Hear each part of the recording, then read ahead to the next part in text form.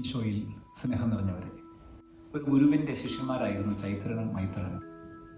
ചൈത്രൻ സ്ഥലസ്വഭാവിയും മൈത്രൻ ദുർഗുണസമ്പന്നനുമായിരുന്നു. ഒരു ദിവസം ഗുരു ഇരുവരെയും വിളിച്ച് രണ്ടുപേർക്കും ഓരോ രൂപ വീതം നൽകി.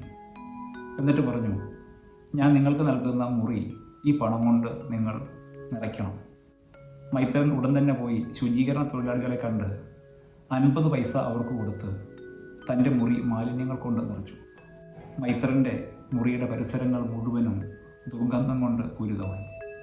അതേസമയം പരീക്ഷയുടെ ദിവസമായപ്പോൾ രാവിലെ ചൈത്രൻ തൻ്റെ മുറി അടിച്ചു വൃത്തിയാക്കി, നിലം തുടച്ച് തിളക്കമുള്ളതാക്കി. അതിൽ ഒരു ചെറിയ നിലവിളക്ക് കൊളുത്തി വെച്ചു. ഒരു പുഷ്പഹാരം കൊണ്ടുവന്ന് ഭിത്തിയിൽ ചാർത്തി. അവിടെ തൻ്റെ ഇഷ്ടദേവതയുടെ ചിത്രം അലങ്കരിച്ചു വെച്ചു. ഒരു സാമ്പ്രാണിത്തിരി കത്തിച്ചു വെച്ചു. സുഗന്ധം കൊണ്ട് മുറി മുഴുവനും നിറഞ്ഞു. പത്രോസ്ലീഹ എഴുതുന്ന രണ്ടാമത്തെ ലേഖനം 1-ാം അധ്യായം 1 മുതൽ 9 വരെയുള്ള വാക്യങ്ങൾ സംസാരിക്കുന്നത് ദുരാശകളെക്കുറിച്ച്. ദുരാശകൾ മൂലം വിനാശം മാത്രമേ സംഭവിക്കുകയുള്ളൂ. ദൈവത്തിൻ്റെ ഹിതം എന്താണെന്ന് തിരിച്ചറിയുന്നതിൽ നിന്ന് അത് നമ്മെ അനേകം ദൂരേക്ക് നയിക്കുമെന്ന് പത്രോസ്ലീഹ ഓർമ്മിപ്പിക്കുകയാണ്. ഉന്നതവും അതുല്യവും ശ്രേഷ്ഠവുമായ വാഗ്ദാനങ്ങൾ ദൈവം നമുക്ക് നൽകിയിട്ടുണ്ട്. പക്ഷേ അവയെ മറന്നുകൊണ്ട് ശരീരത്തിൻ്റെയും ലോകത്തിൻ്റെയും ദുരാശകൾക്ക് പിന്നാലെ പോകുമ്പോൾ നാം നാശത്തിലാണ് ചെന്നെത്തുക എന്ന് സ്ലീഹ വളരെ വ്യക്തമായിട്ട് ഓർമ്മിപ്പിക്കുന്നു. സുവിശേഷത്തിലേക്ക് വരുമ്പോൾ മർക്കോസിൻ്റെ സുവിശേഷം 7-ാം അധ്യായം 14 മുതൽ 23 വരെയുള്ള വാക്യങ്ങളിൽ നാം കാണുന്നത് ആരാണ് ഇല്ലെങ്കിൽ എന്താണ് നമ്മെ അശുദ്ധരാക്കുന്നത് എന്നുള്ള ചിന്തയാണ്. ഈശോ അസന്നിഗ്ധമായിട്ട് പഠിപ്പിക്കുകയാണ്, ഉള്ളിലേക്ക് പോകുന്ന ഒന്നുമല്ല, അതായത് വസ്തുക്കളോ പദാർത്ഥങ്ങളോ അല്ല നമ്മെ അശുദ്ധരാക്കുന്നത്, മറിച്ച് നമ്മുടെ ഉള്ളിൽ നിന്ന് പുറത്തേക്ക് വരുന്നവയാണ്. അതേക്കുറിച്ച് ശിഷ്യന്മാർക്ക് വീണ്ടും തനിച്ച് ഈശോ നൽകുന്ന വിശദീകരണം ഈ വിഷയത്തിൻ്റെ പ്രാധാന്യത്തെക്കുറിച്ച് സൂചിപ്പിക്കുന്ന ഒന്നാണ്. അപ്പോൾ ഈ വിഷയത്തെക്കുറിച്ച് ഗൗരവമായിട്ട് ചിന്തിക്കാൻ ഈ 2 വിശുദ്ധ ഗ്രന്ഥ ഭാഗങ്ങളും നമ്മോട് ആവശ്യപ്പെടുന്നുണ്ട്.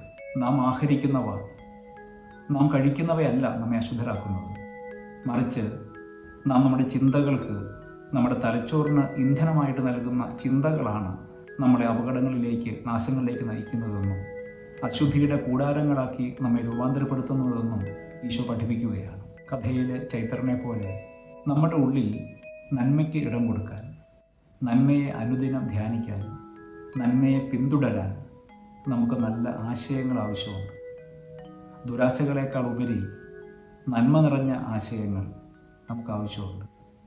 ജെറമ്യ പ്രവാചകന്റെ പുസ്തകം 33-ാം അധ്യായം 3-ാമത്തെ വാക്യത്തിൽ ദൈവം പ്രകാരം അരുളി ചെയ്യുന്നുണ്ട്, നീ എന്നെ വിളിക്കുക, ഞാൻ നിനക്ക് ഉത്തരമരുളും.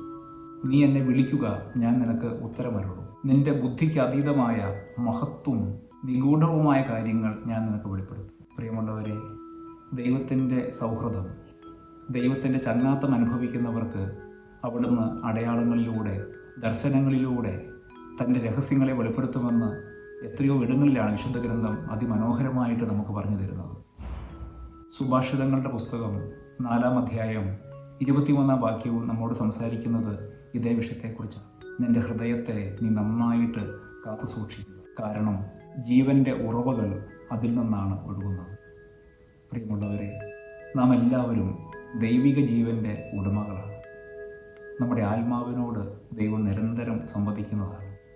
പരിശുദ്ധാത്മാവിൻ്റെ ആലയങ്ങളായിട്ട് സ്ഥൈര്യലേപനത്തിലൂടെ നമ്മൾ മാറിയവരാണല്ലോ.